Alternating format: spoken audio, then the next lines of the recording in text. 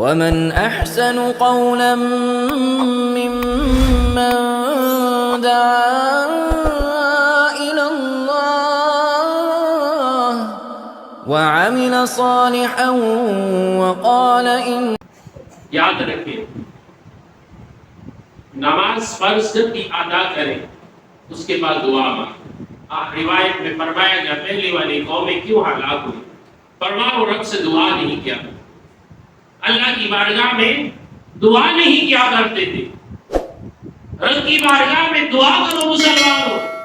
دعا ایک ایسا اللہ تعالیٰ نے مومن کے خیال عطا کیا ہے کہ جو لکھا گیا ہے تمہاری تقدیر میں بکثرت رب کی بارگاہ میں دعا کرتے رہو. فرمایا اللہ تبارک و تعالیٰ یہ دعا کی بدولت لکھی ہوئی تقدیر کو بھی اللہ تعالیٰ بدل دے. لکھا ہوا جو تقدیر میں لکھا گیا ہے اللہ اس کو بھی اس دعا کی بدولت بدل دیتا.